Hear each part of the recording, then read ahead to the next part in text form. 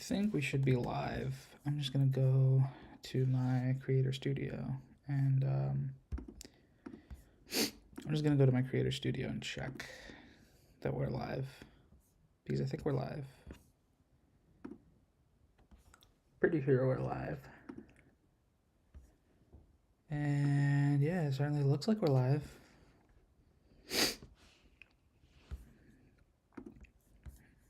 Let's check on the stream. Looks like we're live.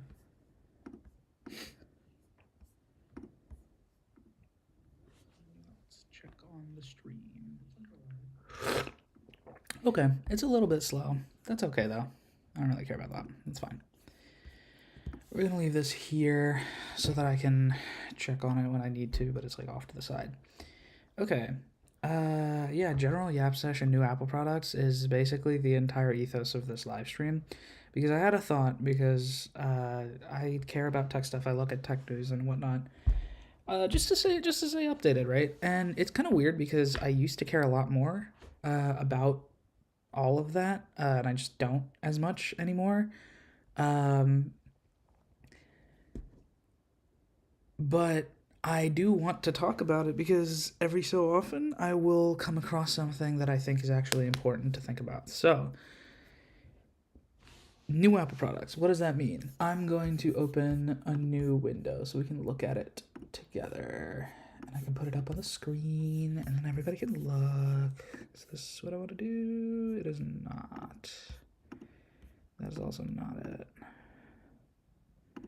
God, I wish I had a preview. Oh, also while I'm here, let me just fix that real quick. Cool. Okay.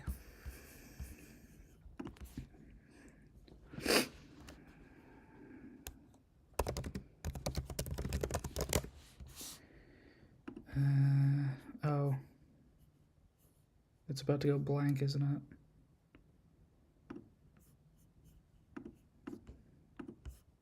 Yep, it went blank. Okay, we're back. That's fine.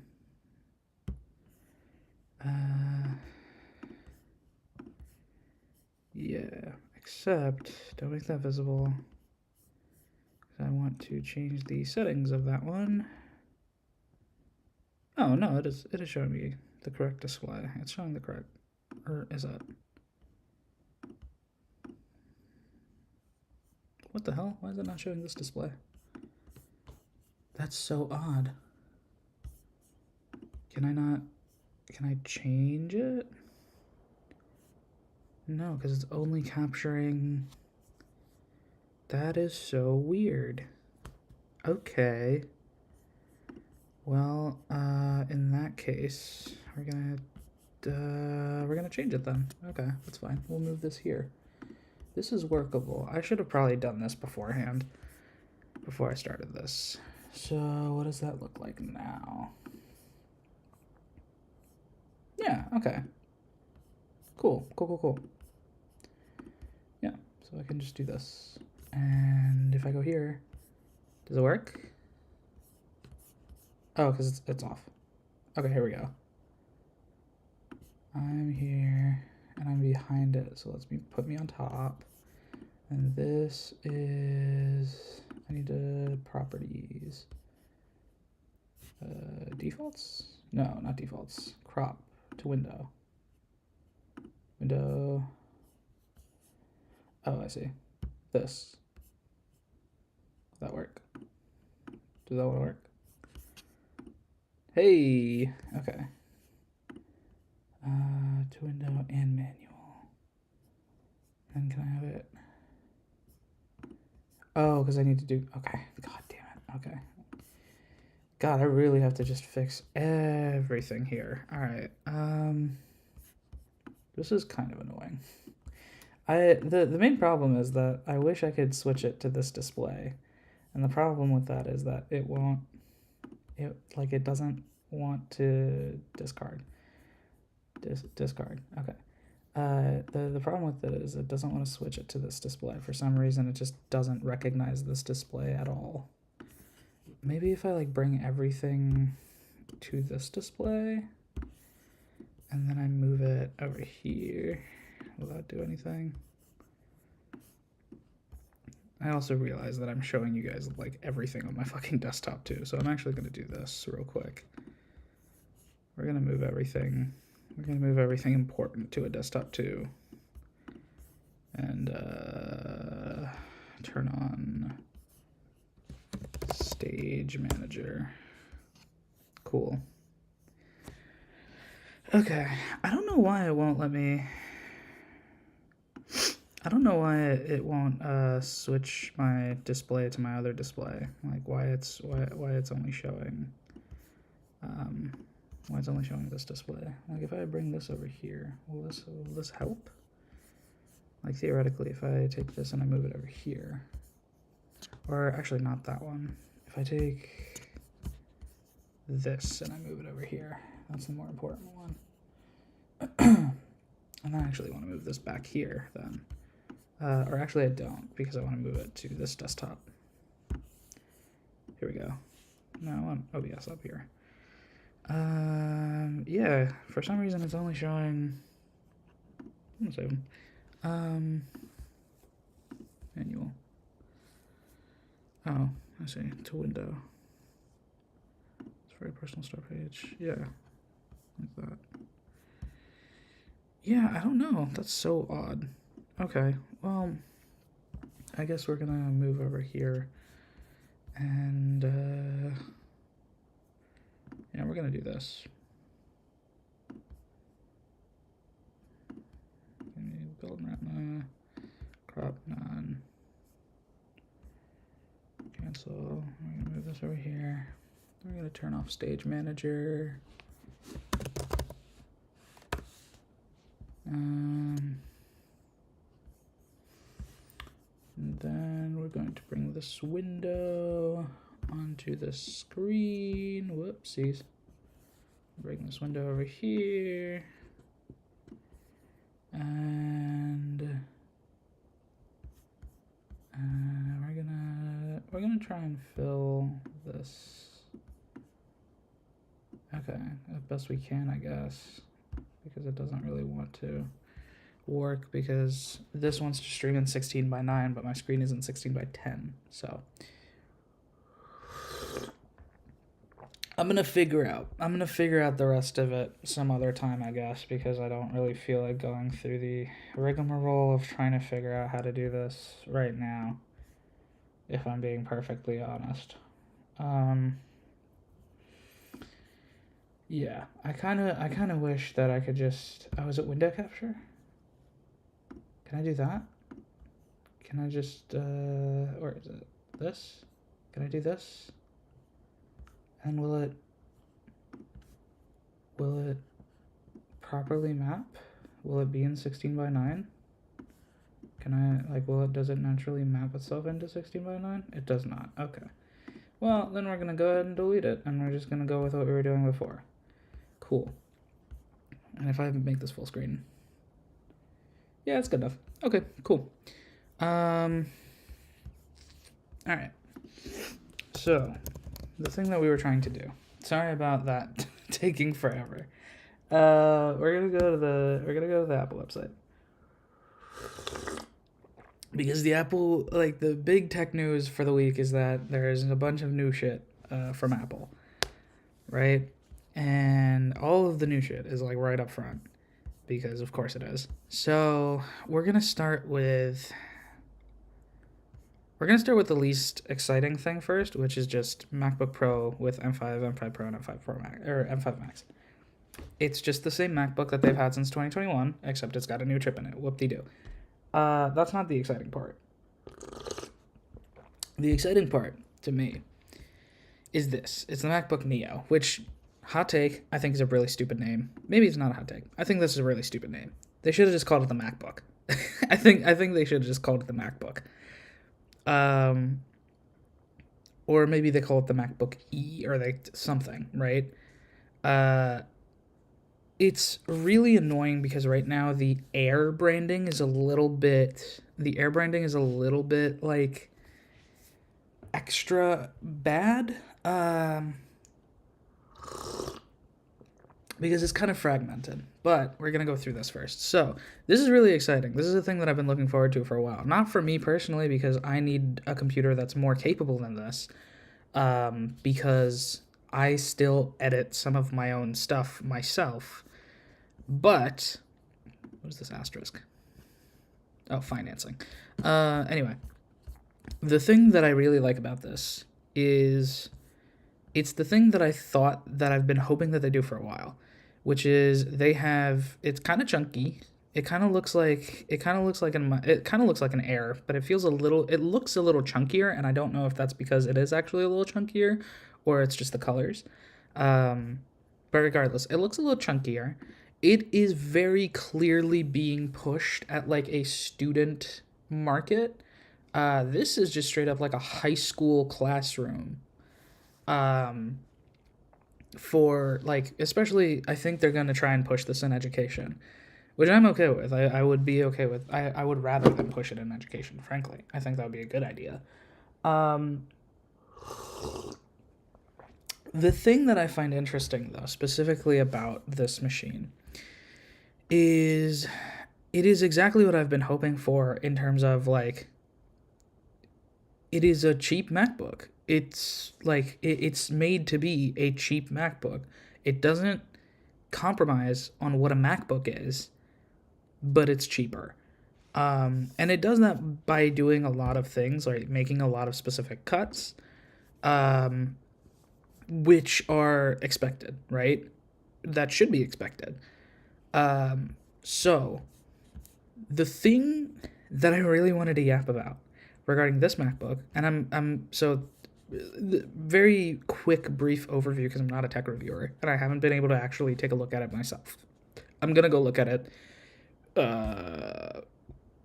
When does it start? Available starting 3/11. Okay, so I'm probably not gonna go take a look at it until late March because I'm busy next week. But the thing that I am going to look at, first of all, I like this color a lot. I think it's a little bit overrated because everybody's like, oh, I love this citrus color. I just like that it's kind of different. My personal favorite color of these is probably the indigo, just because I like a nice dark computer. I don't know. It just feels nice to me. Silver is boring and basic. Blush, I think, is probably going to be pretty... I think blush is probably going to be the most popular one.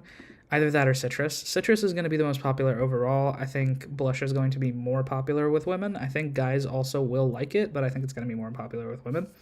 That is not my point that I'm trying to make here.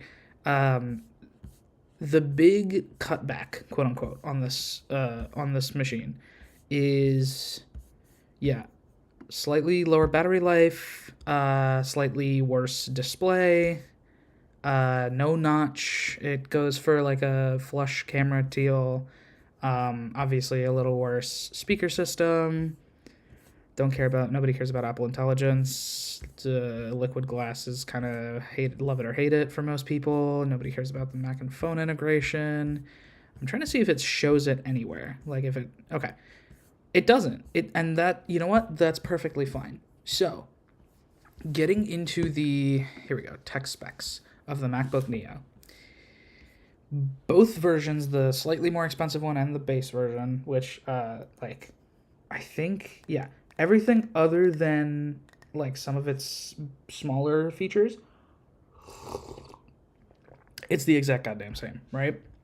The upgraded version has double the storage. It has a 512 gig SSD instead of a 256 one, and it has a Touch ID button. Like the upgraded, literally the only upgrade. I think if we go into the pre-orders here, we can see it. If you go into the pre-order, let's just say I'll do Indigo. I like Indigo. Yeah, literally the only difference, the only difference between the two, it looks like to me. Not Arabic, U.S. English. Yeah, it literally is. Okay. The only difference between the two, in terms of like the two models, is do you get a basic lock button, or do you get a touch ID button and it doubles the storage if you want to pay an extra $100? That is the only difference, right? Otherwise, it is the exact same computer. They both both versions of it have the same 8 gigs of RAM, Both versions of it have the A18 Pro chip from last year's iPhone Pro models, the 16 series. It doesn't have the 17 series' A19 Pro. I think it gets the N1 chip. Probably does. Oh, that's the other big cutback. No MagSafe, no Thunderbolt, only USB-C, only 2 USB-C ports and a headphone jack. One of them is USB 3, so it can actually like drive a display. The other one can't. And also only supports one external screen at 4K 60. Where is it? Screen, yeah, 500 nits of brightness. It's a little dimmer. That's the other big thing. Is like it's just a little dimmer. And it doesn't have P3 color. It has sRGB. It supports it supports Rec 709. That's the important thing for what I care about. It only supports 709. No P3. No extra color for mastering or anything like that. 20 watt USB-C power adapter. Damn, this thing is yeah, mobile chip, man. It can they can really do it. What's up, Dr. Strange 287, by the way? Sorry I missed you.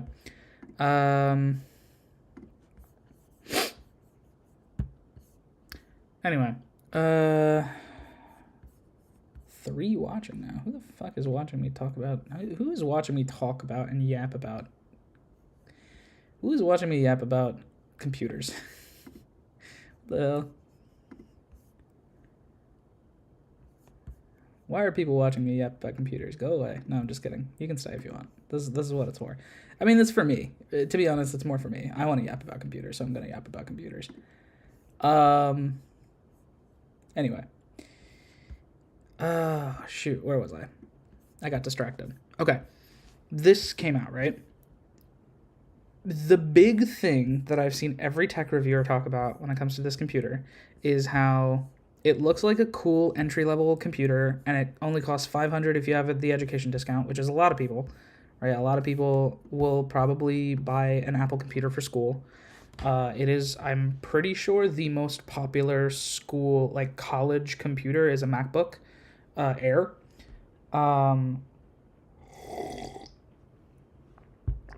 Excuse me. I think the most popular college computer in the US is a MacBook Air. And I say that because I've seen so many goddamn MacBook Airs over my 4 years at college.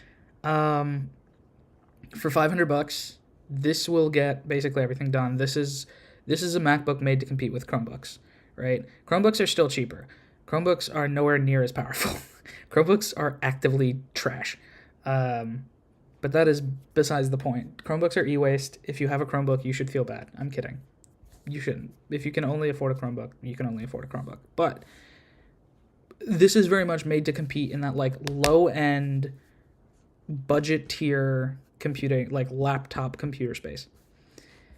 The thing that like kind of pissed me off about this, I should have saved this for last because the other big like reveals are iPhone 17e, basically the same thing as the iPhone 16e, but it's the 17 model, except it's still using the notch display. I feel like we should get to Dynamic Island already, but that's fine. It uses the same chip as the 17 series, and it has MagSafe now. Like, it's basically the 16e, but it has MagSafe now. It's what the 16e was to the 16. The 17 is that to the 17. The 17e is that to the 17. And it has MagSafe now. That's the only difference. MacBook Pros with the M5 Pro and M5 Max, apparently they changed some name-related things when it comes to the performance cores. Apparently they're calling them super cores now. So I think the M5 has performance and efficiency cores, and then the M5 Pro and M5 Max have super cores and performance cores. Basically the same idea. You have some cores that are higher clock speed, some cores that are lower clock speed. Doesn't matter. It's basically the same computer, but it's a little bit better, right? M5 MacBook Air, basically the same thing, just a big spec bump. iPad Air, same thing, just a spec bump. The two new displays. So, this is what's important to me, and this is what made me consider making this live stream and start this Yap session, right? We're going to talk about the studio displays, because I think the studio displays are super duper important, and I think people misunderstand the point. The new studio display, which is basically just a spec bump, more or less, right? It's more or less the exact same thing, same size panel, same resolution panel, same. I think it's a little bit brighter. I think it was 500, now it's 600 nits. Doesn't really matter. Slightly better camera, which, like, who cares? The big thing being Thunderbolt 5, so you can now daisy chain multiple of these together. Cool, right? Um, and then the bigger deal, the thing that everyone's making a bigger deal, is the Studio Display XDR, which is supposed to be the replacement for the Pro Display XDR.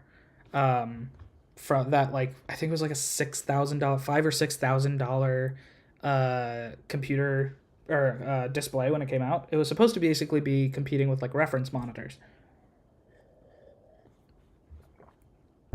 As somebody in film and television, I like a good reference monitor. I do. It's very, very important.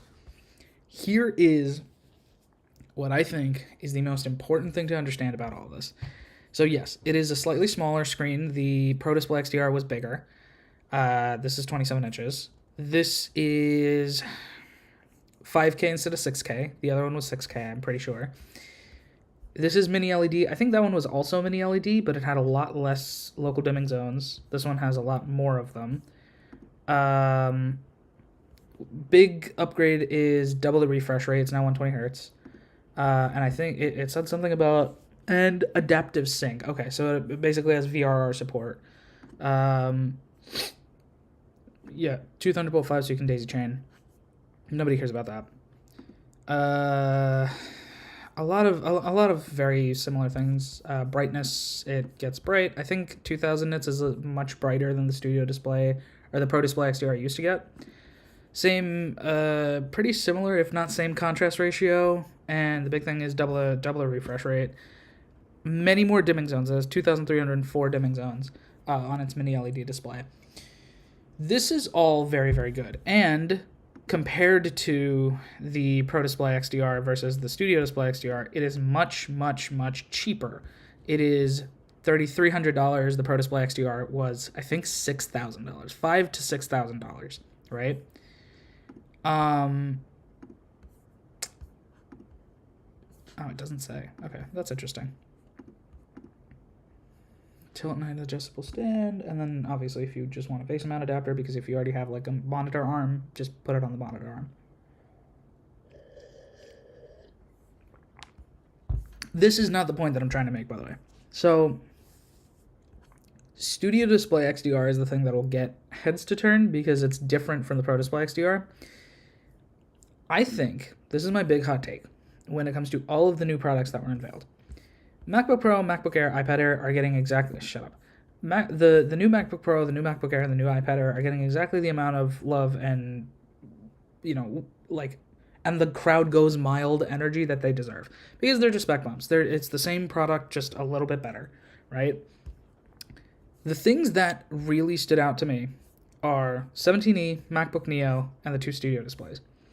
I'm going to talk about these two... I'm going to save these two for last. I want to talk about the Studio displays. Anybody saying that the Studio Display, the base model, is a crowd goes mild type of moment is only partially correct. Because I don't think people understand just how good of a deal this is. Yes, you don't get HDR, right? You don't, because it's only 600 nits, it's going to be hard to color grade for HDR. The Studio Display exists as a professional tool. Music more with am I the only one? You might be. Oh no, there's some other people. Awesome. What's up, guys? Welcome to chat. Okay. The Studio Display. This is my big like, this pisses me off when tech reviewers talk about the Studio Display. The Studio Display is an excellent monitor. And I'm going to get I'm probably gonna get called a bootlicker for everything that I'm gonna say in this, by the way. And I'm kind of okay with that just because I think this, it's a fundamental misunderstanding of not only the product itself, but the product lineup. The Studio Display is an excellent monitor. specifically for the people that it's designed for.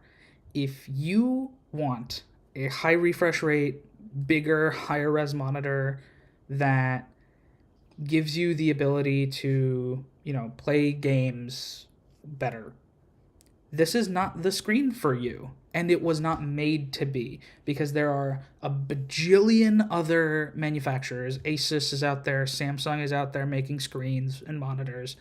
I think maybe Dell. I don't know who makes gaming monitors.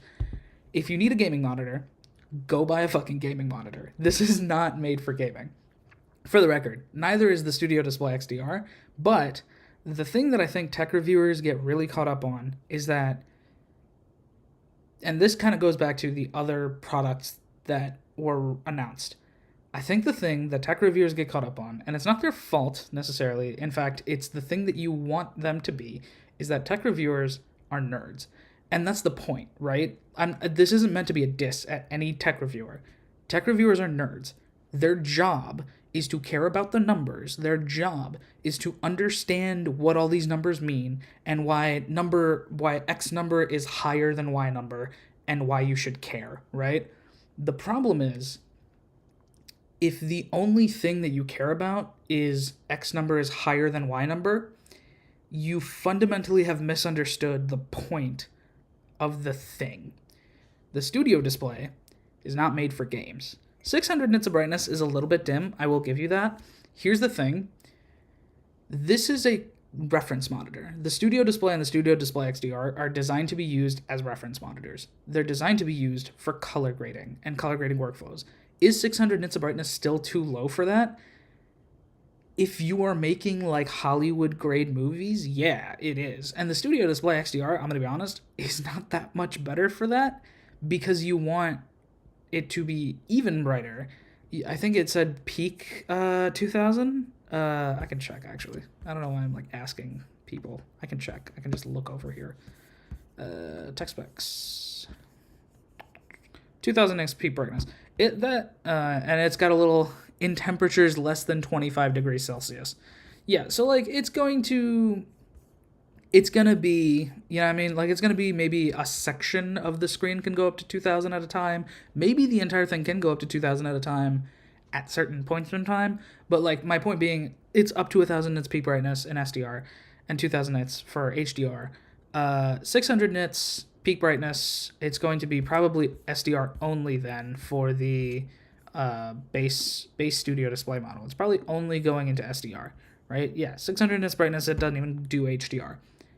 That's fine, because the kind of people who are probably trying to buy a thing like this are 600 is full screen. So yeah. So 600 the 600 nits of peak brightness is the whole screen. 1000 and 2000 is window. Oh, really?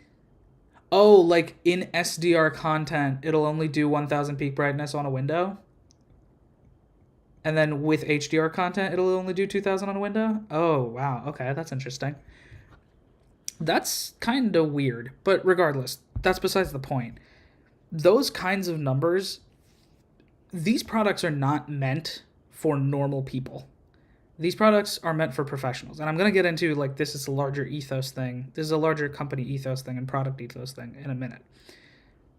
600 nits of peak brightness is still bright enough for the use case in which this thing is supposed to be used. The Studio Display, it even, like, the second thing that it shows are the reference modes. It's supposed to be used as a reference monitor, particularly if you're going to color grade. And the thing about using reference monitors and color grading is you are supposed to have if you're going to be color grading for real, like real color grading workflows, you will be in a dark room with the only, like, one reference light hitting a white wall behind you so that you can readjust your eyes.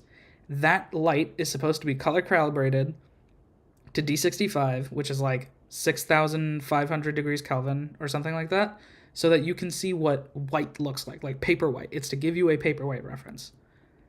And you're supposed to walk away because your eyes adjust. Your eyes are really good at adjusting. The human body is really, really good at adjusting. So your eyes will adjust to light differences, and it'll adjust to make things look different. To be honest, I'm understand why they put it on these screens. They shouldn't even add the option for True Tone on these screens. I don't think it makes any sense. Regardless, point being, these are meant to be reference monitors. 600 nits of brightness is perfectly bright if you are color grading how you are supposed to color grade. 1,000 nits of peak brightness is very high and will be even better. And 120 hertz can be cool if you're going to be doing, like, if you're doing color grading for stuff that maybe is meant for virtual reality. Like if you're color grading maybe for stuff that's supposed to be in like the headset, I forget what they call it, but like Apple's big headset or any like virtual reality headset. If you're doing like mixed reality color grading or something, having the 120 hertz will be nice because you're going to be closer to the refresh rate of those screens. But fundamentally, the brightness is not the issue. And the thing that I keep hearing tech reviewers talk about when it comes to this screen is like, oh, it's not bright, it's basically the same thing as last time, and all it does is support daisy chaining. It doesn't have to be better. The earlier one was already good enough for most people who are going to use it. And then the Studio Display XDR is just like a price drop and a bit of a screen shrink and some other niceties like more dimming zones and faster refresh rate for maybe virtual reality workflows. These products are meant for people who are doing one specific thing. The problem with custom design tools for one specific use case is if you're not going to use it in that use case, then you're not going to understand why it's built the way it is. And this gets back to, I think, a larger product ethos that people, like particularly tech reviewers, don't get, and it kind of pissed me off with all these new things. Fundamentally, like I said, tech reviewers, their job is to be a nerd. Their job is to understand all the numbers and why this number is higher than that number and what that means. And their job as a tech reviewer is to turn that into basic plain English, right? The job of a tech reviewer is it has a 120 hertz screen. What the fuck does that mean, right? If I pick it up off of the shelf, it means that I'm probably going to see it a little smoother. Like when I scroll through stuff, it might look a little smoother than whatever phone I have now, right? The thing that gets lost on tech reviewers when it comes to Apple products as a result, I think, is that Apple doesn't make products for nerds. And it's not, like I said, that's not meant to be a diss at anybody. That's their job. Tech reviewers are supposed to be nerds. They're supposed to understand the numbers. They're supposed to tell you the numbers and what they mean. That's not a shot at anybody because that's their job. That's what they're supposed to do.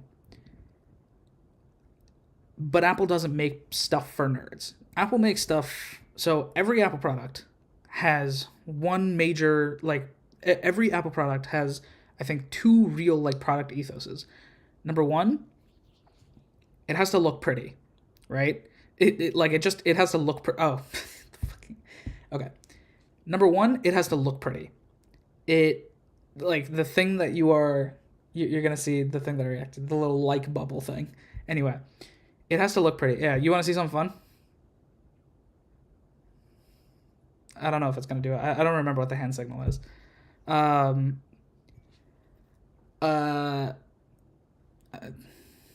If I remember correctly, this is the laser light show. Yep, there we go. Is it doing it? I don't know if it's doing. I don't know if it did it. I wasn't paying attention. Anyway, I think it's this. This is the fireworks. It's 2 thumbs up. I think is the fireworks. Oh, it's not. Oh, there we go. Okay. Oh, it's because my window is too small. Like my camera's too small, so it's not showing up. Okay. Let me make this bigger.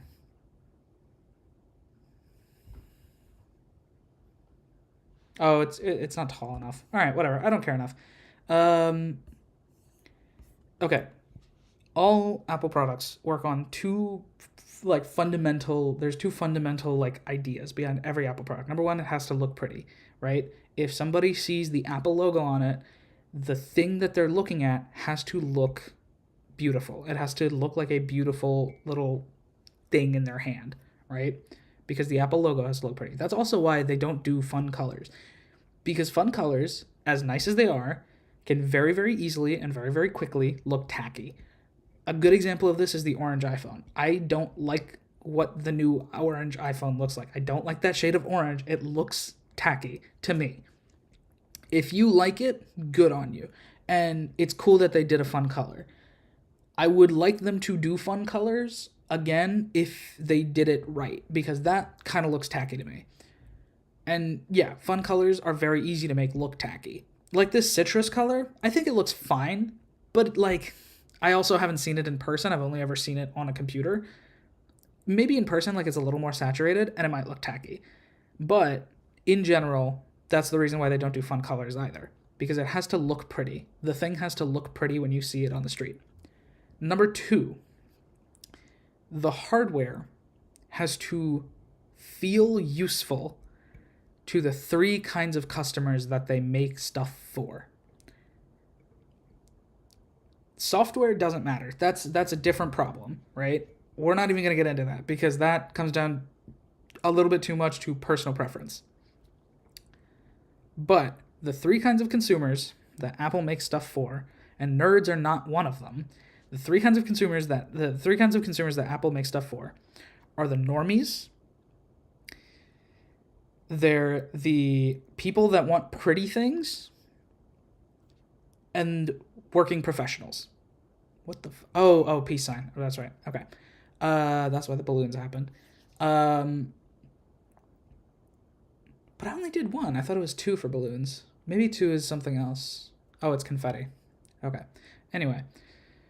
So, yeah, the 3 people that Apple makes products for is normies, people who want pretty things, and professionals. And I think that reflects... Hello, Dobar. Probably not pronouncing that right, but whatever. Yeah, they only make stuff for those 3 kinds of people. Oh, okay.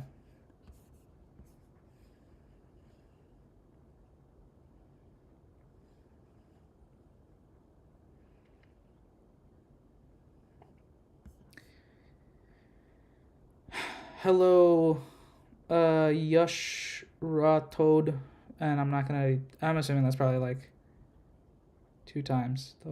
Oh, yeah, okay, I got it. Anyway, yeah, 3 kinds of people, right? Normies, people who want pretty things, and professionals. And it shows up across every single product they have, every single major product, right? If we go into the Mac, here is, and it's literally now it's even more easy to understand. Within the MacBook, right, just the laptops, don't even look at the iMac over here, just look at the laptops, right? Within the MacBook, you have normie product in the MacBook Neo, people that want a pretty thing product in the MacBook Air, and professionals in the MacBook Pro. Within desktop MacBooks, we have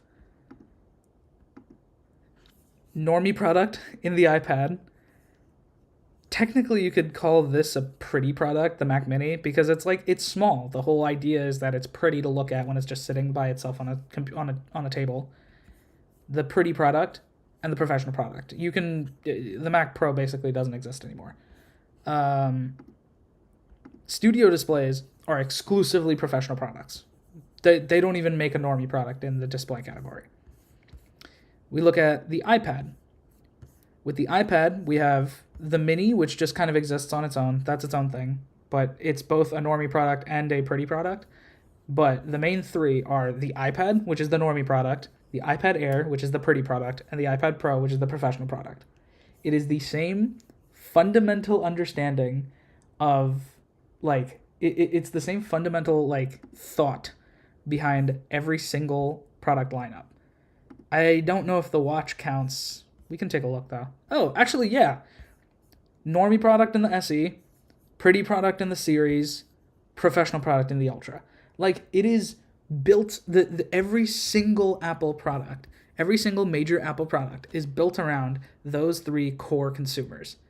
They want the normies to buy it, they want people that just want pretty things to buy it, and they want professionals to buy it. And the reason why I think that tech reviewers don't understand why it's important is because they don't fit into those categories. With the studio display, I think I already went over it. The studio display is a professional product. Who are the professionals that it's made for? Video editors, video production pipelines, colorists, like people whose job it is to make movies and TV shows and do that well.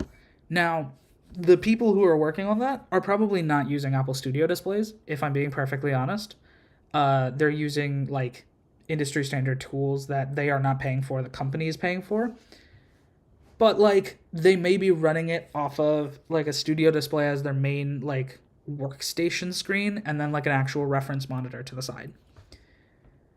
Maybe smaller studios might be using, you know, your Warner Brothers and your Disneys and your Paramounts have, you know, a bajillion dollars to blow on the absolute best screens and the absolute best screens and the absolute best reference monitors and the absolute best everything. But what's going on?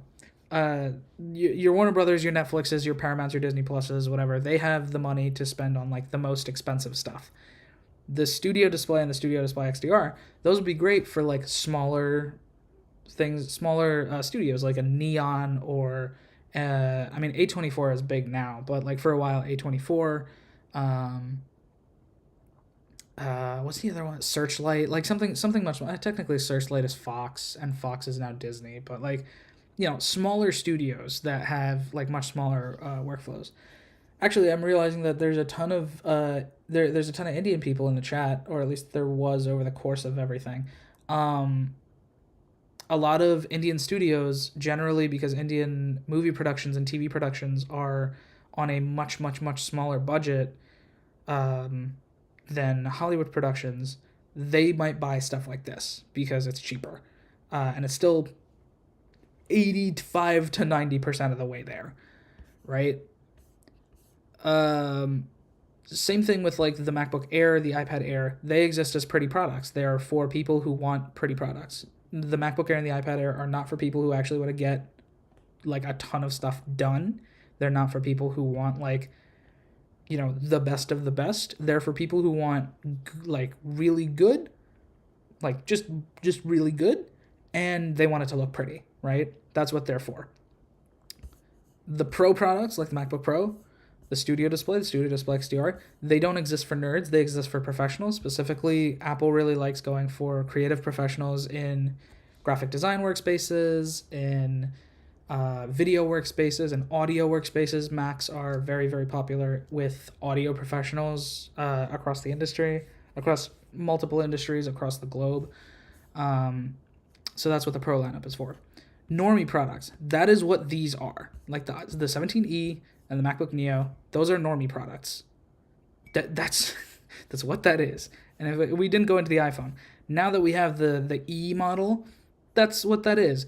The only problem is because the E exists kind of as it exists as a bit of an asterisk.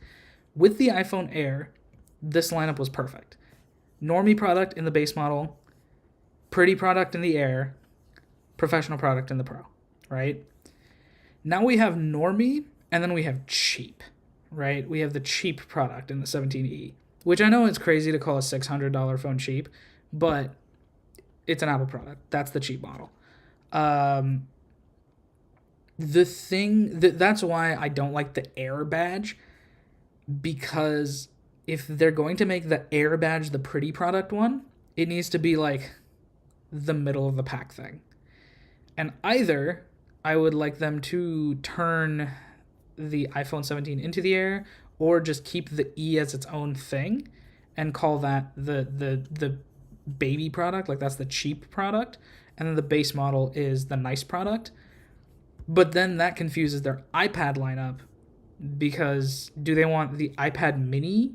Because the iPad mini is $500 and the base iPad is $350, right? I'll scroll up so you can see the prices. $500, $350, right?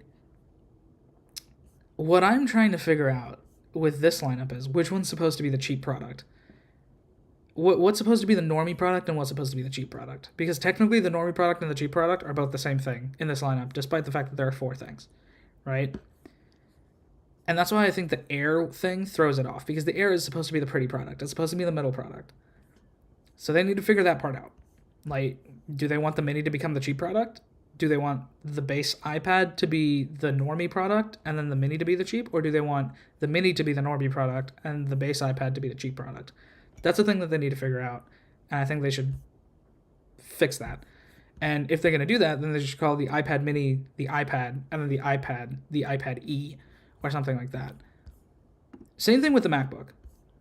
I think the only thing that I dislike about the MacBook Neo is the name. Like, I think the price is good. I think the design is excellent. I think granted, I haven't actually gone to, like, touch it and hold it and, like, play with it. I think it looks nice. I think it looks, and it's made out of aluminum, so it's, like, nice and sturdy. I'm sure the speakers sound good enough for a $500 or $600 laptop. The only thing I dislike about the MacBook Neo is the name. They should have just called it a MacBook. And the reason why I think they should have just called it a MacBook and they didn't call it a MacBook is because the last time they called something a MacBook, it was the 12-inch MacBook from like 2015 that only had one USB-C port, and everybody hated it because it had the butterfly keyboard and it would overheat the moment you blinked at it. The thing is, Macs have become, number one, people like them more. More people bought them. Their market share increased. Number two, the brand image is better than it used to be because people actually like the computers now. Like, once they buy it, they don't regret their purchase. When the MacBook came out, the 12-inch one, people did regret that purchase.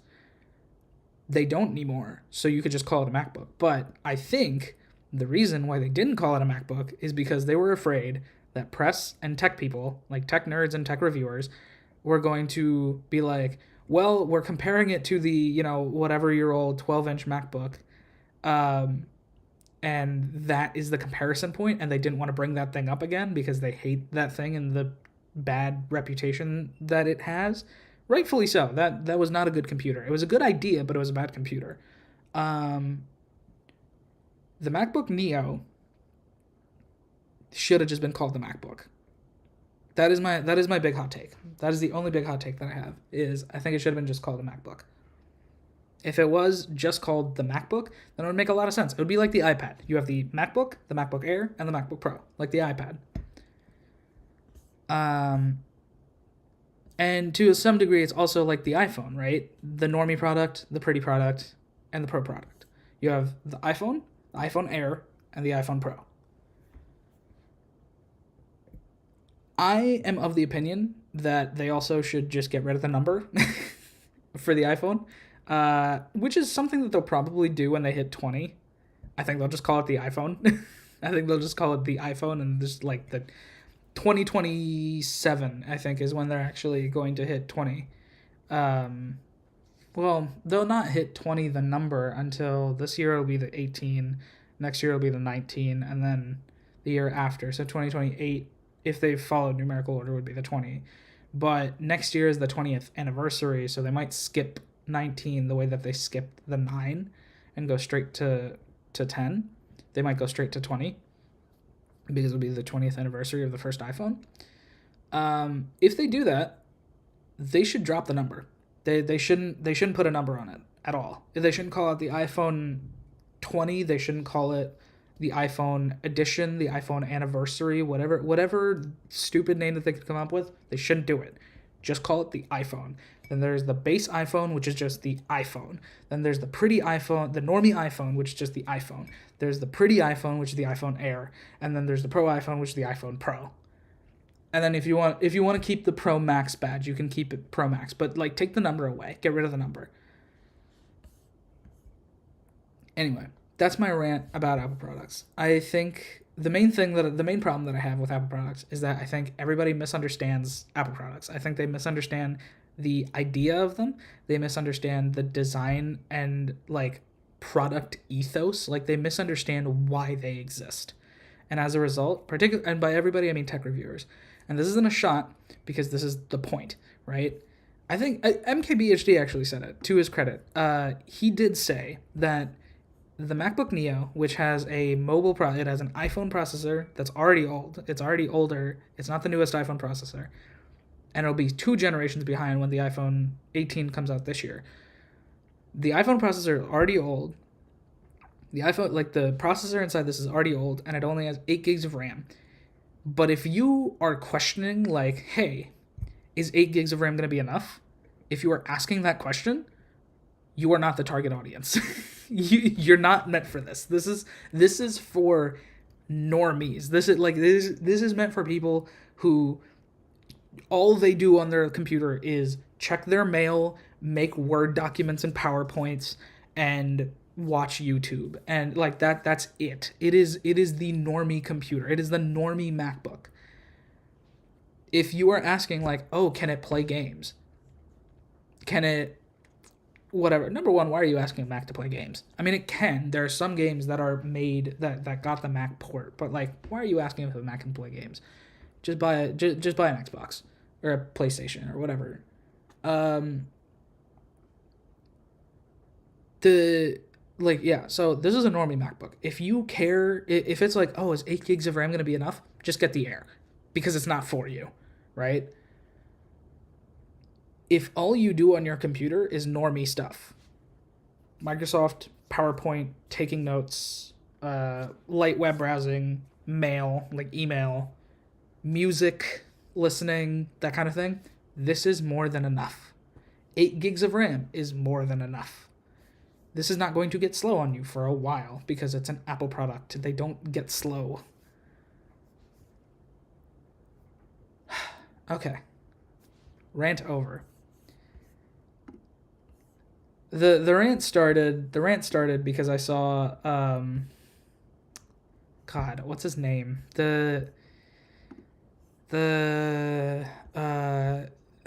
He's from Britain. He's the British tech guy, British tech reviewer.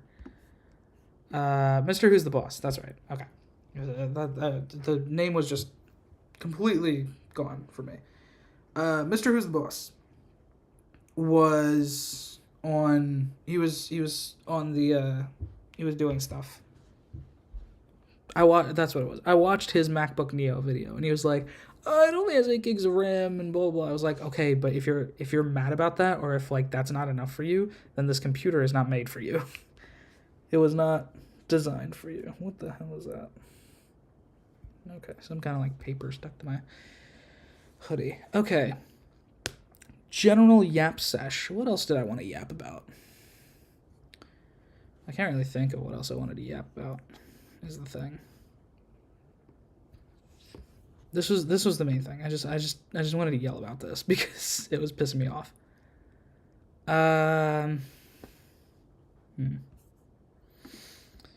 What else can I yap about?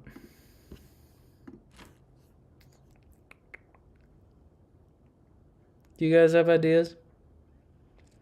I've apparently gotten 42 views on this live stream, which I think is the most views I've gotten on a live stream in forever. Maybe it's because I decided to talk about.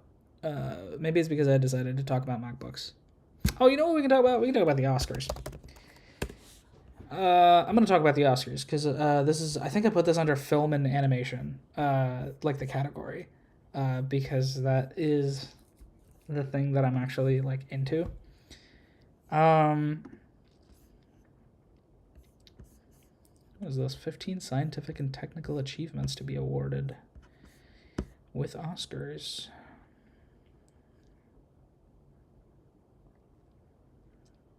Oh, cool. Nice. Anyway. Okay, Oscars. 98th Oscar nominees. Here we go. I want to see the Oscar noms. That is definitely... We're going to go ahead and remove... We're going to put you in timeout. We're going to put you in timeout. That is definitely a... Yeah, We're gonna go ahead and hide you on this channel. And that is definitely a scam. I can guarantee you that's a scam. Okay, where I was looking for this. This is, we're gonna move that back here. Here we go. Bingo. All right.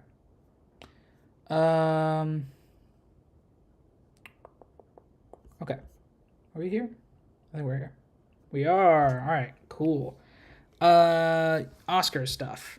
Oscar nominations. We're gonna just go through this. I will talk about what movies I've seen and what movies I haven't, and we'll go from there. Yeah. All right. Here we go. And if people have thoughts, feel free to chime in, because I am reading chat. Here we go. Actor in a leading role.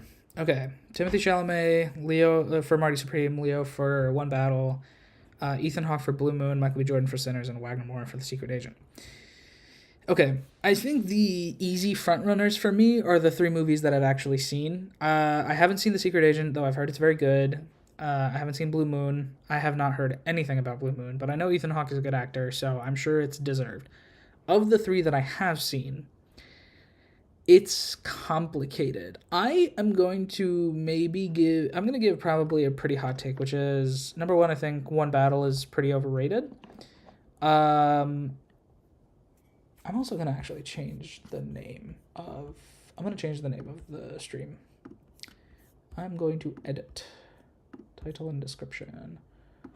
We're going to call it Oscar Noms. In general, yep. So here we go. Yeah, let's go ahead and check. Yeah. All right. Now we're back. All right. Of the movies that I have seen, which are Sinners, One Battle, and Marty Supreme, I'm gonna give a hot take and say, number 1, I think One Battle is a little bit overrated.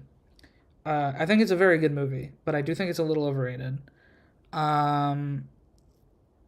And also, I don't think that's Leo's best performance. I think he did pretty good, but, like, he's supposed to be playing kind of like a bumbling, like, his whole character is very much like kind of a bumbling, like, kind of a fuck up. He is, I don't know, man. Like, he's just not very interesting to me in that movie. Chase Infinity is excellent in that movie. I actually really liked her performance. Sean Penn was pretty fun in that movie. Tiana Taylor was good with her limited screen time. Leo is fun, but he's definitely not the best character in that movie. And of the 3 that I've seen, he's probably in 3rd. Michael B. Jordan. I don't know if he's won a Best Actor Oscar before. If he has, I think it should. I think it should be for Creed. I really love Creed. I think Creed is peak. I think he did really well, is the thing. I think I like his performance a lot in Sinners. Particularly with the double role, like the dual role that he has to do with him and the twin brother. The problem with that movie is that he is putting the actor in a leading role position, because I think that he is not the leading actor in that movie. I think the leading actor is Miles Caton, because the story is very much about Miles Caton. His characters do not really go through arcs. The only one that I can think of that goes through a real arc in that movie is Miles Caton's character. The characters that he plays do not change all that much throughout the course of the movie. And while I think he did a phenomenal job, I think my personal vote for actor in a leading role for the year has to go to Timothée Chalamet for Marty Supreme, which I was very surprised by, because in general, I have been resisting the urge to call myself a Chalamander. I've been resisting the urge because I think he's, like, every single time I've seen him in a movie, I haven't had anything bad to say about him, and yet I don't want I don't want to call myself a Salamander because I think it comes with some negative connotations and it associates me with a crowd that I would rather not be associated with. However, fortunately, let's be real. Marty Supreme is excellent. And I think Timothy Chalamet is a big reason for that. And obviously, honestly, I really wanted to succeed after that speech he gave about how he wants to be the greatest, right? I loved that speech a lot. I think it's super important, and I really support that vision and that idea, and I think he acted his ass off for Marty Supreme. So my personal wish is Timothy Chalamet. My personal wish is Timothy Chalamet.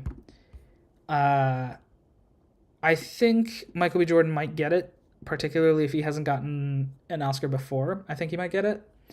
I don't know that Timothy Chalamet is going to get it for this movie. I think the Oscars are going to be mean and say he has to be older and earn it more. But I would like it if he got it. I would be very happy. Actors in a supporting role. So this is going to be a lot harder. So I haven't seen Sentimental Value right off the bat. I haven't seen Sentimental Value. And I watched Frankenstein, but not like really watched it. It was on in the background while I was doing dishes. So as a result, I won't speak on either of those. I will say right now, from what I have seen of Frankenstein, if I'm being perfectly honest, it was kind of mid. I'm sorry, Guillermo del Toro. He's very, very good. But it was kind of mid. And it looked very pretty. And I think if it's nominated for hair and makeup, it should be there. Hey, the math guy. I think the MacBook Neo is great. Yeah, dude. I think it's a really cool idea. I hope it sells well. I think it's a really cool idea, and I think more people should get MacBooks because they're really good. Anyway, back to Oscar stuff. Jacob Elordi, in Frankenstein. I won't speak on it because I didn't watch the movie. You know what I mean? Sentimental Value I haven't seen. I've heard very good things, and Stellan Skarsgård is he's a great actor, so I'm sure he deserves this nomination. The ones that it's between for me are the movies that I've seen, which is One Battle and Sinners. We'll start with Sinners. And actually, we'll start with One Battle because there's two of them. Of the two, if I had to pick today, it's Benicio del Toro, and it's not even a fucking question. Sean Penn in that movie, I'm not gonna lie to you, is probably the least interesting Sean Penn role I have seen in years. And by the way, I love Sean Penn. He was in a movie, I want to say 2 years ago. I think it was 2024. Was it 2024? Okay, technically it was 2023. But I think that's because it was shown at... Yeah, okay. It was 2023 technically because it was shown at Telluride that year. And then it got a wider theatrical release June of 2024. And I know that because I was in LA when that wider release happened. And I got to go see it in a theater in 2024. It's called Daddy-O. It stars Dakota Johnson and Sean Penn. And it's literally just them in a taxi for 2 hours. Not even. 101 minutes. It's them in a taxi for... an hour and a half and some change, right? I think Sean Penn is an excellent actor. He is, to some degree, in my opinion, wasted in One Battle. I think he's supposed to be funny, and he is funny in that movie. I think his role is supposed to be funny, and he's supposed to be, comically lame. He's supposed to be comically dumb and bad. But I don't know, it just didn't work for me. That's part of my problem with One Battle, which I'll talk about later if I feel like it. Benicio del Toro, of the two of them, one of my favorite Benicio performances. I think Benicio del Toro in that role was excellent. I loved Benicio del Toro in that movie. So my personal actor in a supporting role battle here, one battle, is between Benicio and Delroy Lindo. Ooh, and that's a hard one. And now that I'm really thinking about it, Oh man, now that I'm really thinking about it, it is much harder. But you know what? I think I'm gonna go with my initial thought here, my gut feeling, which is I think it should be Delroy Lindo. I want Delroy Lindo to win it. Um, his character is the best character in Sinners, and I don't think that there's another character that's even close. Delroy Lindo is the best character in Sinners by far. I loved Delroy Lindo in that movie so much. That is the best part of that movie. He is to a very great degree next to Miles Caton's character in that movie, the heart of that movie. Without Delroy Lindo being his character, without him being Delta Slim, that movie does not work. Benicio del Toro in One Battle, I think I feel very similar because to me, One Battle is overall a movie that is held up by good cinematography, a good score. I actually really like that movie score, and some good performances, particularly Chase Infinity and Benicio del Toro. Without Benicio del Toro, that movie it goes down a lot for me. Whereas without Delroy Lindo, I think Sinners is still a really good movie. But I also think that Sinners doesn't work nearly as well without Delroy Lindo and Delta Slim being the character that he is. So I want it to be Delroy Lindo. I would be happy with Benicio del Toro. I think they're probably going to give it to Benicio del Toro, but I want it to be Delroy Lindo. This is my personal pick. This is Delroy Lindo is my personal pick. I would like it to be Delroy Lindo. All right, actress in a leading role. Here's the problem. I haven't seen any of these movies. I still have to see If I Had Legs, I'd Kick You. I'm not gonna watch Hamnet because I don't care. Still haven't seen Sentimental Value. Like I said, I'll find out how to watch it and when to watch it. I haven't seen Begonia. If I remember correctly, Begonia is the is a Lanthimos film, right? Begonia. Is it a Yorgos Lanthimos? Yeah, it's a Yorgos Lanthimos film. I'm not going to watch it, and the reason that I'm not going to watch it is because I have beef with Yorgos Lanthimos. I think Poor Things was really good, and then he's like turned around and made two more movies, and I don't think that like Kinds of Kindness was so bad that it's gonna be a while before I forgive him for that one. So I'm not gonna watch Begonia. I'm sure Emma Stone killed it. If I had to pick of these people, I know Jessie Buckley is apparently very good in Hamnet. I'm not going to watch it because I just don't really like Shakespearean kinds of stories. They just don't do anything to me. Rose Byrne and If I Had Legs, I'd Kick You, I've heard is very good, and I do want to watch that movie, and I'm going to watch that movie in the coming weeks. Kate Hudson, I haven't seen Song Sung Blue, but I saw the trailer for it and I wanted to go watch it. And I just never did. I think Kate Hudson is an excellent actress. I don't know if she's ever won an Oscar. But because I haven't seen any of these movies yet, I'm going to say I want Rose Byrne to win it because I've heard this movie is very good. But I would also be happy if Kate Hudson won for Song Sung Blue. Supporting role, here we go. Sentimental Value, once again, I haven't seen. Weapons. I still need to watch Weapons. I do still need to watch Weapons because I got partway through it and then I stopped watching it because I was watching it on a day that I had other things that I needed to do. So I do still need to finish Weapons. So I'm not going to talk about any of these three. We're going to put it between Tiana Taylor and Wonmi Masaku. You know what? Let me go back to actress in a leading role for a second. I haven't seen any of these movies. I'm sure that all of these people are deserving. Me personally, just from what I've heard, I would have put Chase Infinity instead of Emma Stone. That's just me. I think Chase Infinity was excellent in. I genuinely think Chase Infinity was excellent in One Battle.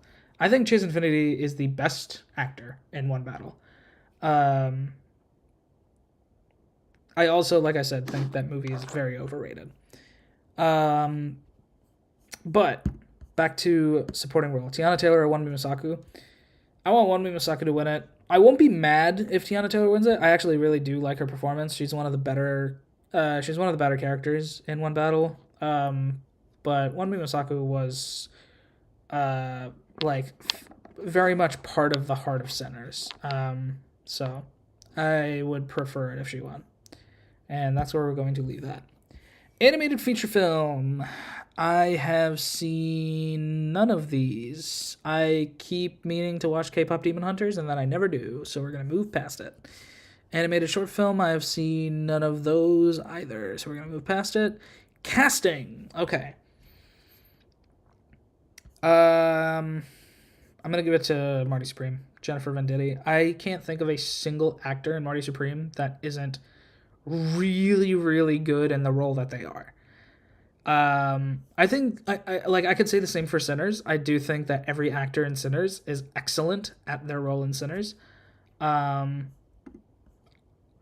one of them wins, I would prefer it to be Marty Supreme, but I wouldn't be mad about Sinners. In fact, I think they might give it to Sinners, but I hope it's Marty Supreme. Cinematography. See, okay, so like I said, I've watched Frankenstein in the background, and I thought it looked pretty. I've seen Marty Supreme, I've seen One Battle, I've seen Sinners, I've seen Train Dreams. This is hard. This is a really hard one because all of these are excellent picks.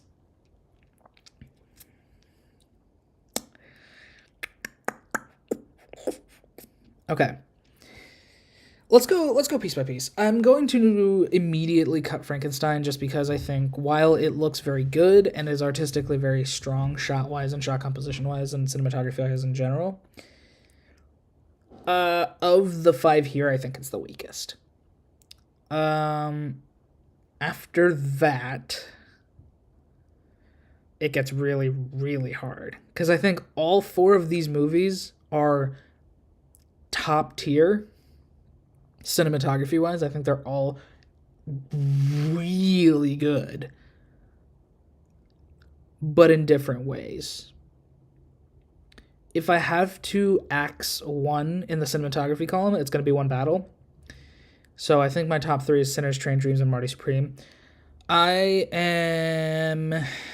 See, when Sinners came out, I really wanted it to be Sinners, and because of like the very unique aesthetic of shooting on 70mm the whole time, but it's either on Panavision with the 65mm anamorphics or on IMAX 70mm. And as much as I do like that, I think some of the shot composition of Sinners, some of the shots in Sinners, like individual frames of it, are some of the most beautifully composed individual frames of the year. And I think there are so many shots in Sinners that if I pulled stills of it, I would think it is excellent. At the same time, I think, to me personally, and this is nothing against Autumn Arkapaw, who I think did a fucking incredible job. And I would absolutely not be mad at all if any of these 4 win it. If Autumn wins, if Autumn Durrell Arkapaw wins, I think she deserves it, 100%. I think the cinematography of Sinners is peak. I think it is excellent. My personal top 2 is going to be between Marty Supreme and Train Dreams. And I think I'm going to give it to Train Dreams, mainly because that's not fair, though, because the point of cinematography is how it contributes to the story. And Sinners contributes more than Train Dreams does. But I want Train Dreams to have something, because I think it was a really good movie. It just wasn't made for me. And the best part about Train Dreams was absolutely its cinematography. Okay. I'm going to give it to Train Dreams. My personal favorite cinematography, I think, will go to Train Dreams. Because the entire time I was watching that movie, I was enraptured. Like, I will say, I think the only reason that I sat through that movie all the way to the end is because of how pretty it was. Like, because of how pretty the cinematography was. The movie is the kind of movie that just kind of doesn't appeal to me, particularly because of how I watched it. I watched it because it's a Netflix movie. I watched it on fucking Netflix at home by myself. instead of like going to a theater. If I'd gone to a theater, the same way that my movie of the year for 24 was Daddy-O, which is a movie that takes place exclusively in a fucking taxi cab as they're driving through New York City, and it's two characters just talking for over 90 minutes. I think Train Dreams would have worked for me if it had been that kind of experience, like if I had experienced it in a theater. I think because I experienced it at home by myself on my monitor screen, it was not as good. So I'm going to give Train Dreams the benefit of the doubt there, because I think that cinematography for that movie is the only thing that really kept me attached to it. Whereas I think the story would have done more to keep me attached had I seen it in a theater setting. But yeah, I'm gonna give this one to Train Dreams. I will not be mad if Marty Supreme or Sinners wins it. If anything, I hope Sinners wins it for no other reason than female cinematographer winning it. Also because I think some of the choices made on Sinners were inspired regarding how IMAX was used. My only real gripe, I will say, with Sinners' cinematography is when they cut back to the Ultra Panavision, and it doesn't, like, it feels like it was done to create more contrast between, like, lean into it. It's like, if we're shooting in IMAX, all the stuff that we're shooting in IMAX, we're gonna fill up the frame and we're gonna frame it up and we're gonna make it look pretty in that like tall IMAX aspect ratio. But we can't shoot the whole movie on IMAX 70mm, so we're gonna bring it down to the Ultra Panavision. The Ultra Panavision didn't seem like an inspired choice. Like, it didn't seem like it was a choice inspired by the story at all. It just seemed like, okay, well, we want to do 70mm, so let's do IMAX 70mm for the big bombastic stuff, and let's do Ultra Panavision for the non-bombastic, like, talking stuff. And while it looks good, it doesn't feel like it's inspired by the story. It doesn't feel like it's, like, an inspired choice. It doesn't feel like it's specifically a choice made because of... It doesn't feel like it was a choice made by Autumn Archipelago for the story as much as it was just like, all right, well, we still want to shoot on 70mm. That is my one knock. But everything that is in front of the lens and also not in front of the lens is shot gorgeously. Like, I have no complaints about what is on screen. I just think that the way it was made, personally to me, I don't particularly think that distinct choice was inspired by the story. And as a result, like, I was left kind of asking why that choice was made, and I wasn't shown an answer. Marty Supreme looks excellent. I think, I'm not entirely sure, but I think Darius Kanji is the guy that, what's his name? Luca Guadagnino works with a lot, I'm pretty sure. And if he isn't, then I'm just an idiot and wrong. But I've seen other stuff that he's made. I've definitely seen other movies that he's shot. I'm Googling it now. Excuse me.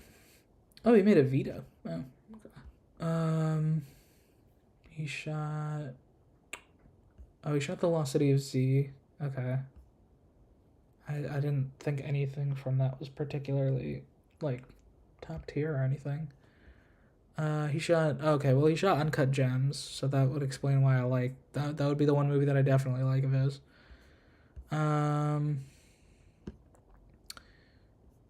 haven't seen Mickey 17, and I've been, like, I haven't finished Eddington. I meant to, like, sit through it all at once, and something came up. Yeah, okay. Oh, and he shot the Look What You Made Me Do music video. Huh, okay, cool. Yeah. I like that music video. I think it's well shot. Yeah, I think of these, I want Train Dreams to win, but I wouldn't be mad if Sinners or Marty Supreme wins. I think they will give it to Sinners. I think they will. If Train Dreams takes it, I will be very happy. If Sinners takes it, I will still be very happy, even if it's not my personal pick. And if Marty Supreme wins it, I will also be very happy. Moving on. That was always going to be the one that I took the most time on because I'm a fucking cinematography student. Costume design. Okay, once again, immediately, haven't seen Hamnet. I've seen some of the costumes from Hamnet and they look good, but I haven't seen Hamnet, so I won't talk about it. I have seen Avatar: Fire and Ash. I've seen Frankenstein in the background, so I saw the costumes. I've seen Marty Supreme and I've seen Sinners. I think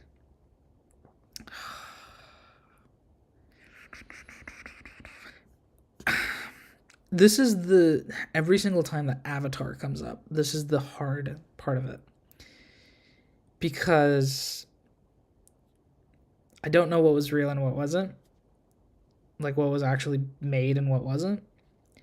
I don't know what was designed like out of cloth and what wasn't. I don't know what they were actually, if they were actually wearing it or not, because they were wearing dot suits, like they were wearing, mocap suits.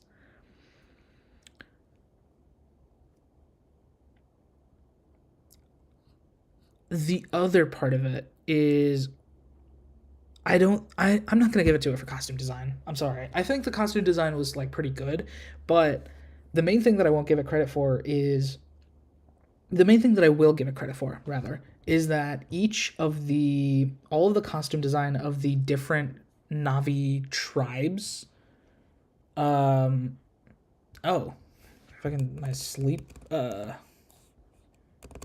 focus started, my routine. Okay, let me check the stream. Where are we?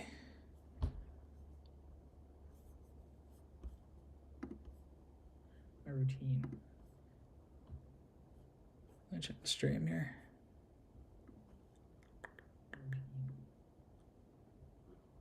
Are we up to date? How up to date are we?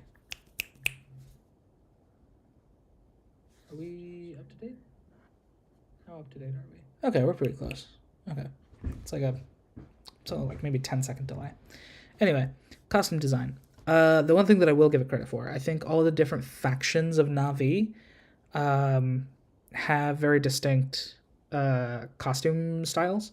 I think the Water Na'vi, the Metkaina, was that their name? The Water tribe from Way of Water, versus whatever one Neytiri belongs to.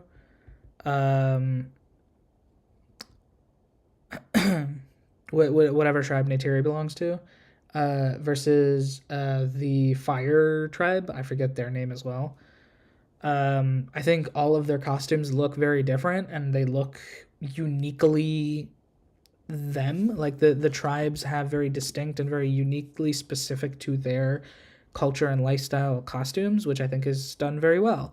At the same time, the costumes themselves are not necessarily the most intricate, and a lot of the costumes are just like generic military shit for all of the human characters and all of the like human avatars with Quaritch. And a lot of the costume design for other characters like Spider is just carried over from Way of Water, which I don't want to give credit to this movie for, despite the fact that I think Avatar: Fire and Ash is the best Avatar movie. It actually made me mad when I went to go watch it because I was like, you've been holding out on us. You could have made a movie this good this whole fucking time and you didn't. Like, god damn it. But anyway, I digress. Avatar: Fire and Ash is not going to be there. Frankenstein is in the running. Marty Supreme's costumes are also very good. I think they work very well in a much more subtle way. But a lot of their costumes are kind of just regular clothes. So I'm going to take Marty Supreme out of the running for this one specifically, despite the fact that I think costume design of it was very good. And if it does win, I won't be mad. Same thing with, honestly, Hamnet as well. Like, the costumes that I've seen don't really speak to me at all because they just look like old-timey costumes. But if it wins, I'm not going to be mad about it. So the big two that I'm really fighting between is Frankenstein and Sinners. And I think personally I'm going to give it to Frankenstein.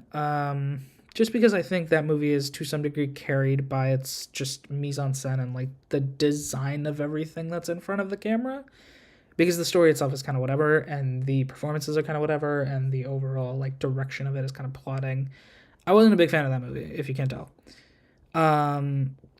Have I given it a fair shot? Not really, but what I have seen, I don't really care about. So I will give it to Frankenstein because I think the costume design is what keeps that movie afloat. I will not be mad if any of these win it. But my runner-up would be Sinners. What do I think they're going to give it to? I think they might give it to Fire and Ash simply because I do agree that it's hard to like design costumes for mocap people. But whatever. Directing. Okay, like I said, I haven't seen Hamnet. I haven't seen Sentimental Value.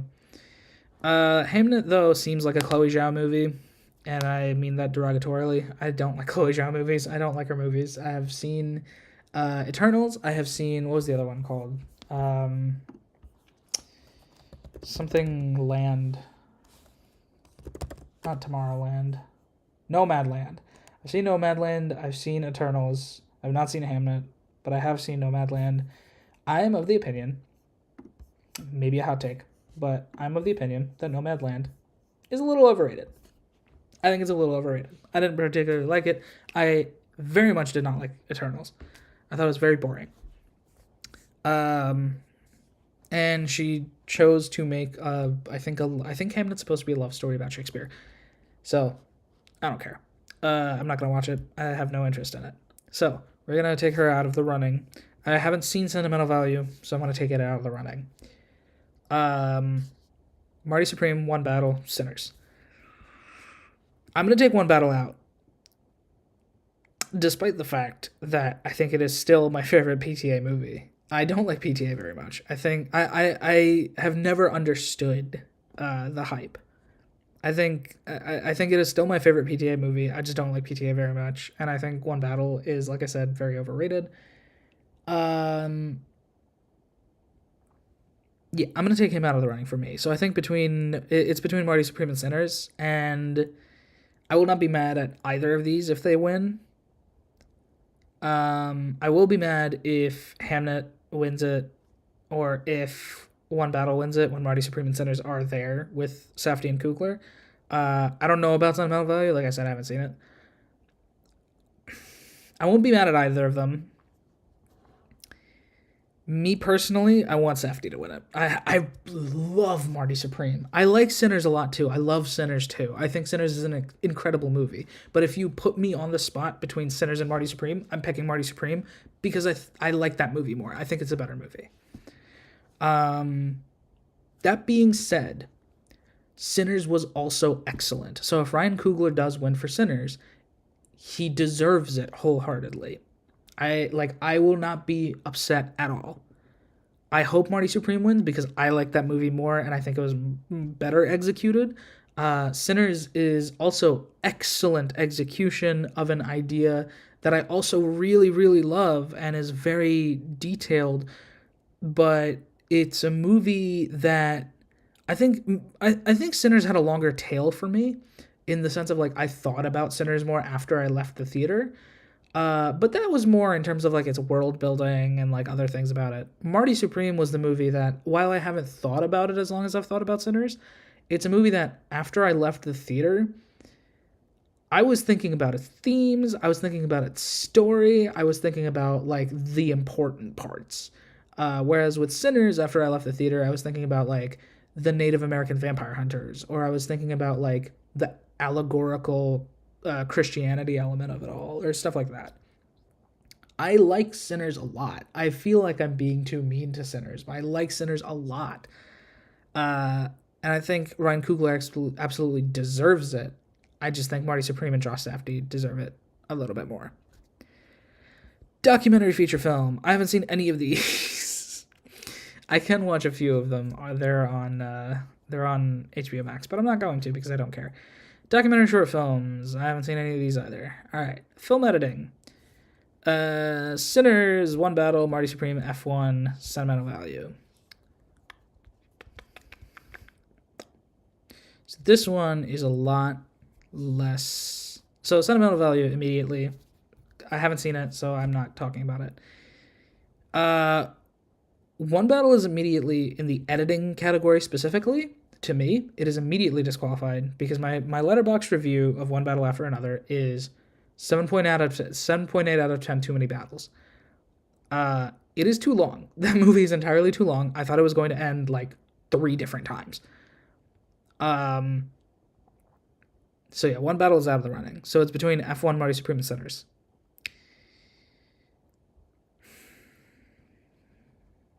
I will truly not be upset by any of these.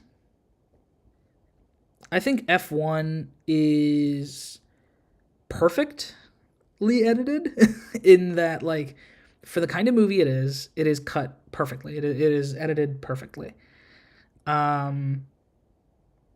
And I think the VFX work in particular that was done on F1 is extremely incredible.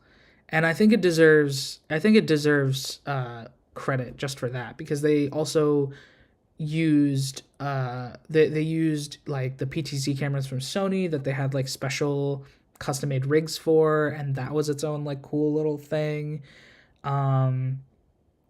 And they color graded and cut together like real F1 footage and added VFX into it afterwards with the Apex cars. So I think F1, you know what?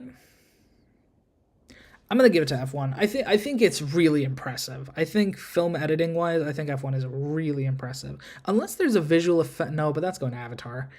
Let's go in Avatar. Avatar's, well, actually no, it's not. I don't know. Okay, if it's not F1 for editing, okay. Currently, I haven't seen the VFX one because I think there's there's a best special effects category. If F1 is not nominated for best special effects, I'm giving editing to F1. If it is nominated for special effects, I'm going to rethink it. But if it is nominated for special effects, then I'm going to give it to either Marty Supreme or Sinners.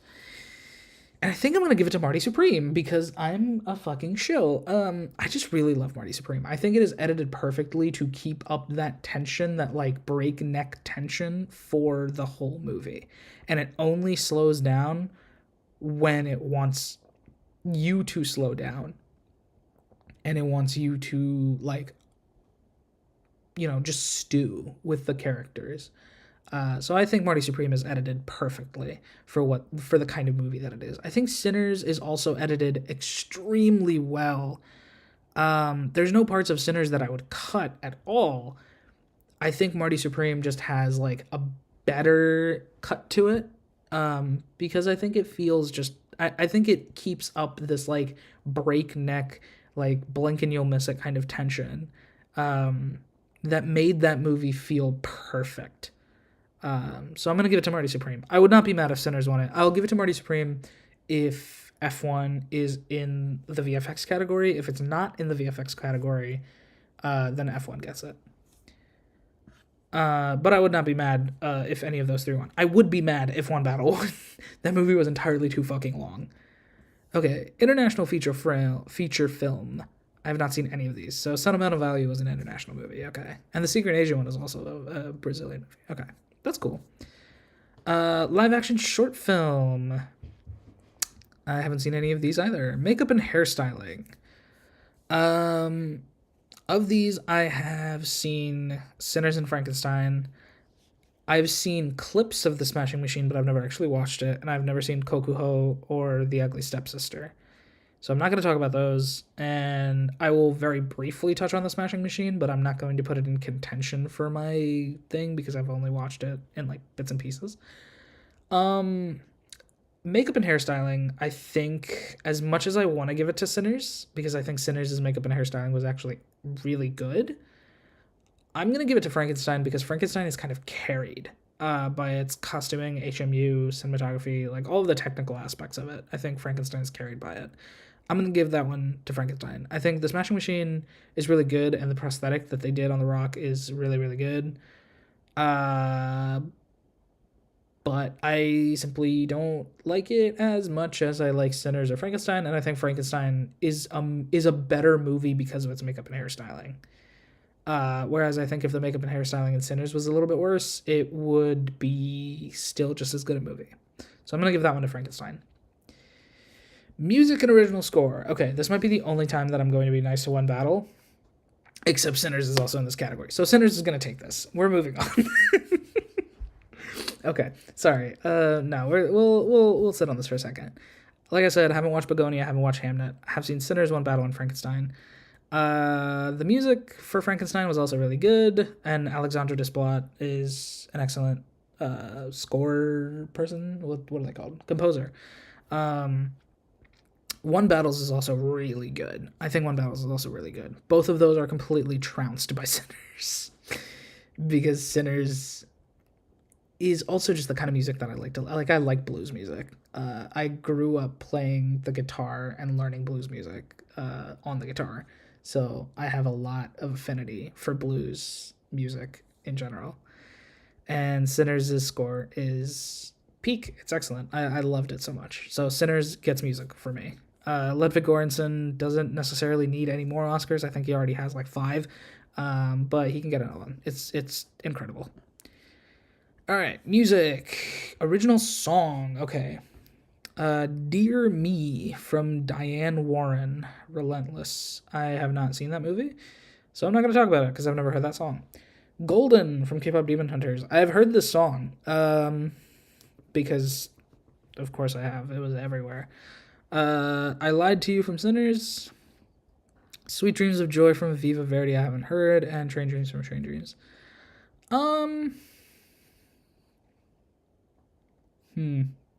I do really like Train Dreams. I like that song a lot. I Lied to You. That's mean. And you know what? I'm kind of mad because I Lied to You I think is a good song, and it is. How are we judging it is the problem. Are we judging it based on the song by itself or within its context in the movie? Because if it's within the context of the movie, I think I Lied to You wins simply because the I Lied to You scene is the best scene. Like, individually, that is the best scene of 2025. That one scene alone in a vacuum is beating every other scene, individual scene alone in a vacuum of every movie from the last year. It is the collection of scenes together from Marty Supreme that makes me like Marty Supreme better.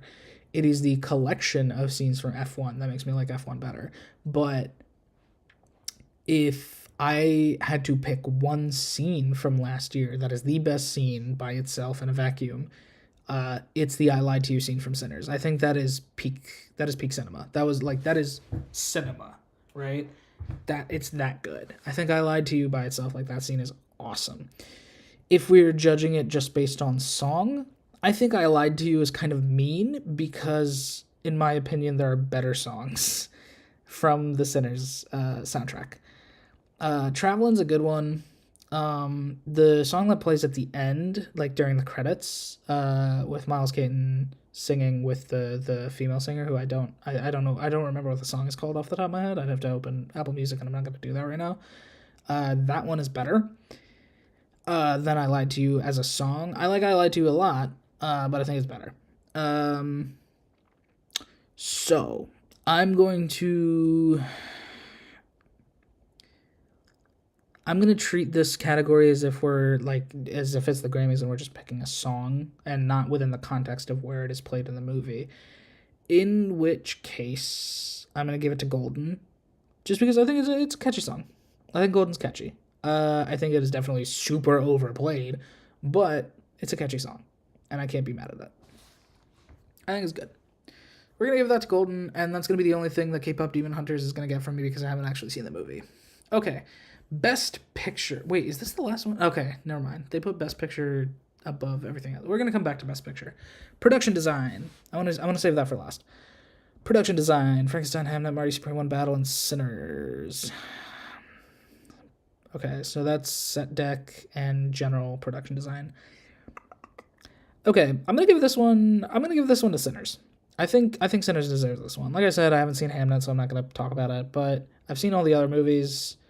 And as much as I do think the production design and set deck of Frankenstein is also one of those things that contributes to Frankenstein looking as good as it does. Oh, man. But Frankenstein is carried by... This is the problem. No, you know what? No, I'm still going to give it to Sinners because I think Frankenstein is carried more by costumes, HMU, and cinematography than it is by production design and set deck.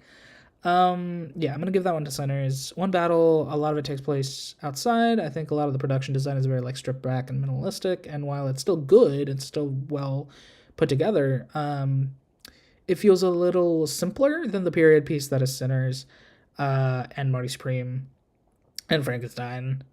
Um, and Marty Supreme's set deck is good, but it doesn't particularly add or subtract to me from like how good that movie is. Frankenstein is definitely helped by its production design, but I think its costume, HMU, and cinematography are doing more to lift it up. Sinners' production design just adds to the overall like build and raw feel of that movie. So I'm gonna give that one to Sinners. All right, moving on. Sound. I haven't seen Seurat. So F1, Frankenstein, One Battle, and Sinners. So this is, I'm assuming, more like sound mixing. In which case, I'm going to give this to F1. And I don't think it's even close. F1 had to somehow make it feel like we were in F1 races and make that sound normal with dialogue and with like radio chatter and all that. So, as somebody who really likes F1, I'm going to give that one to F1. And I don't think it's particularly close. Visual effects. The Lost Bus, Sinners, F1, Avatar, Fire and Ash, and Jurassic World Rebirth. Okay, so F1 was nominated for visual effects. In which case, my best editing nom, my personal best editing nom, is retroactively changed to Marty Supreme. In visual effects, I'm gonna give it to F1. Jurassic World Rebirth, I haven't seen. I also don't particularly care to see, so we're not going to talk about that one. The Lost Bus, I haven't seen and I wanted to see, but I do know that there's like buses and fire and stuff involved, if I'm remembering correctly, but I'm not going to talk about it. Avatar Fire and Ash looks just as good, if in some ways a little bit worse than Way of Water, because it focuses on the water less. And I think Avatar Fire and Ash's water, or Avatar Way of Water's water, and subsequently Fire and Ash's water look really good, but the fire doesn't look as good. The fire looks fine, but it doesn't look perfect, and the water looks perfect. So it doesn't get that visual effects thing for me.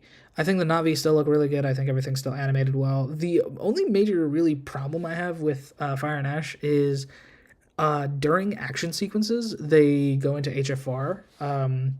The rest of the movie's in 24, and then during action sequences they bump it up to 48. That threw me every single time I watched that movie. Like every single shot that it changed, and it never got better.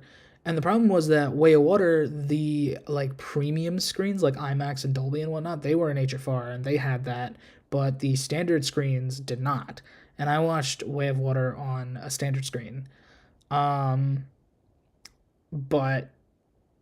by contrast, Fire and Ash, even in the standard screenings, because I knew that was a thing, I watched a standard screen of Fire and Ash. I didn't go to see it in like IMAX or anything.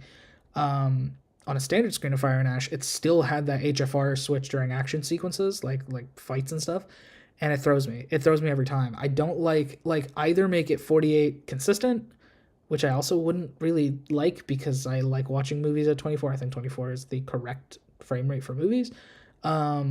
Or lock it at 24 the whole time. I definitely don't like the switching, because then the 48, every time we switched back to the 48, it would feel too smooth and like I would notice it. And every time as soon as my brain got adjusted to 48, we'd switch back to 24. I'm like, God fucking damn it.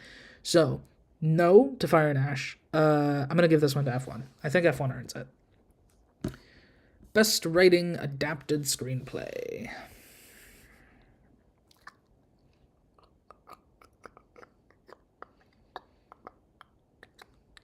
This is the one time that I get to be nice to One Battle. I'm going to give this one to One Battle. Like I said, I haven't seen Begonia. I haven't seen Hamnet. I saw Frankenstein, but I wasn't like a huge fan of Frankenstein as a story. I think it was kind of hype moments and aura of the movie. Train Dreams, I think, is a really good movie that I think I would have enjoyed better if it was not on my own in my house and it was in a theater. I think I would have liked that movie better. So the only one left is One Battle. So I'm gonna give that one to One Battle. Oops. Oh, wow. We're actually super close. Anyway, writing original screenplay. Okay, it's just this last one, and then we go back to the other one. Okay.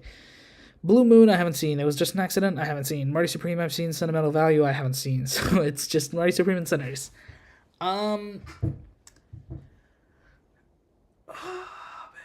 you know what? This is where I get to be nice to Sinners and Ryan Coogler. I think Sinners has an excellent script.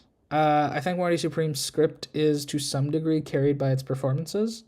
I think some of the scenes and some of the writing is a little bit iffy at times, but Sinners, writing wise, dialogue wise, overall, like its stage design of things sometimes, the dialogue in particular and how these characters interact and everything, their writing, perfect. It's literally perfect. So I have nothing more to say that. Sinners, I think I personally want Sinners to win for writing original screenplay. I won't be mad at Marty Supreme, but I want Sinners to win that one. So that finally gets us to Best Picture. So Begonia I haven't seen, F1, Frankenstein, Hamnet I haven't seen, Marty Supreme One Battle, The Secret Agent I haven't seen, Sentimental Value I haven't seen, Sinners, and Train Dreams. If it wasn't entirely fucking obvious, I think I want Marty Supreme to win. I think Marty Supreme was the best movie of the year. My top three, both of this list, and I'm so glad that it made it, but both on this list and in general of the last year, were in this order: Marty Supreme, F1, and Sinners. I would be, I don't know that I would be mad if Train Dreams wins, but I definitely don't think it should. Same with One Battle. I don't think One Battle should. If any of those three, if F1, Marty Supreme, or Sinners wins, I won't be upset at all. I want Marty Supreme to win, though. I do think Marty Supreme deserves it. I think Marty Supreme was the best movie of last year. That is my personal opinion.